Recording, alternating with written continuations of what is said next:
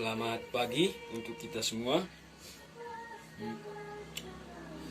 Sebelum saya menjawab beberapa pertanyaan terkait UTS ilmu dasar perlindungan tanaman, sebelumnya saya ingin memperkenalkan diri saya. Nama Gayus Yusmiun, kelas 2020C, NPM 20302073. Ya, baik, saya langsung ke beberapa jenis pertanyaan. Pertanyaan yang pertama, definisi dari perlindungan tanaman. Definisi dari tanaman yaitu suatu kegiatan dalam menanggulangi kerusakan tanaman, baik tanaman yang masih berada di perkebunan, ladang, sawah, dan lahan pertanian lainnya, maupun untuk melindungi hasil pertanian yang sudah dipungut bahkan setelah disimpan. Jadi di sini dapat saya simpulkan bahwa perlindungan terhadap suatu tanaman itu bukan hanya dari tahap awal, tapi perlindungannya itu mulai dari tahap awal hingga tahap akhir atau sampai disimpan. Yang kedua, tujuan perlindungan tanaman. Tujuan untuk mendapatkan return ekonomi yang optimal dengan kerusakan lingkungan yang minimal. Tanpa kegiatan perlindungan tanaman yang teratur, produksi pangan dunia akan terganggu. Jadi itu tadi tujuan dari perlindungan tanaman. Yang berikut, hakikat perlindungan tanaman. Hakikat perlindungan tanaman yaitu melindungi, mencegah atau menghindari agar tanaman tidak mengalami gangguan, kerusakan, kematian, kemerosotan hasilnya, atau memperkecil kerugian yang ditimbulkannya.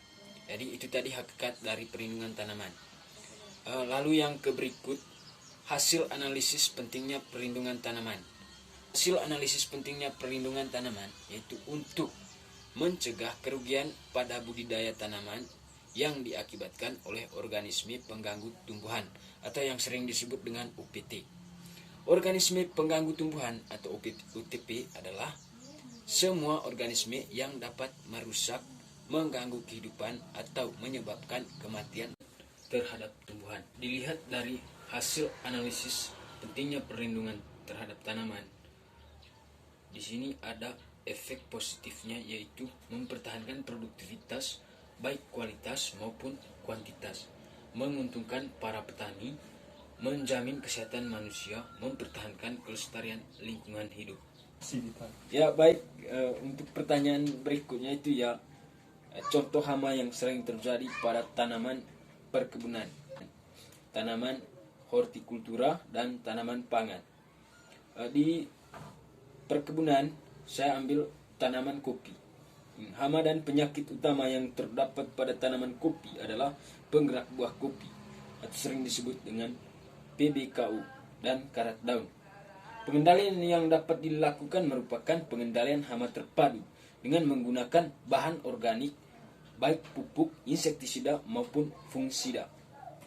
Ada juga cara yang paling sederhana yaitu dengan pemangkasan, kemudian panen serentak dan menguburkan buah yang terserang sanitasi menggunakan musuh alami yaitu dari cendawan, Beauveria, Bassiana, dan menggunakan perangkap imago. Itu tadi pada contoh hama yang sering terjadi pada perkebunan, khususnya di tumbuhan kopi. Yang berikutnya pada tanaman hortikultura, contohnya tanaman kangkung. Di bagian tanaman hortikultura, di sini saya ambil tanaman kangkung. Sebenarnya tanaman kangkung merupakan salah satu jenis tanaman yang tahan terhadap serangan hama dan penyakit. Akan tetapi, yang menyebabkan tanaman kangkung rentan terhadap hama dan penyakit adalah faktor iklim dan sanitasi lingkungan. Gejala yang timbul akibat serangan hama ini adalah daun menjadi berlubang dan di bagian pinggir daun menjadi bergerigi karena bekas gigitan dari hama-hama tersebut atau organisme pengganggu tanaman. Pada tanaman pangan, contohnya padi. Dalam budidaya tanaman padi, maka tidak akan terlepas dari ancaman hama dan penyakit yang sering menyerang tanaman. Contohnya, salah satu hama yang sering terjadi pada tanaman padi yaitu vereng coklat. Seperti apa itu vereng coklat? Vereng coklat merupakan hama padi yang paling berbahaya dan merugikan, khususnya di Indonesia. Serangan kecil ini menghisap cairan tanaman padi dan sekaligus juga menyebarkan virus yang menyebabkan tanaman padi terinfeksi penyakit tunggro. Vereng coklat mulai menyerang tanaman padi pada umur 15 hari setelah ditanam dan hanya menghisap cairan batang tanaman padi. Hama vereng coklat juga menularkan virus pada tanaman sehingga tanaman terjangkit penyakit virus kerdil rumput dan virus kerdil hampa. Contoh salah satu gejala yang diakibatkan oleh salah satu jenis hama. Tanaman padi yang terserang hama vereng coklat menunjukkan gejala menguning dan mengering dengan cepat. Umumnya gejala terlihat mengumpul pada satu lokasi dan melingkar. Selain sebagai hama, vereng coklat juga merupakan faktor penyakit virus kerdil rumput pada tanaman padi. Pertumbuhannya akan terhambat, mati, kekeringan, dan tampak seperti terbakar yang diakibatkan cairan pada sel tanaman padi dihisap oleh vereng coklat.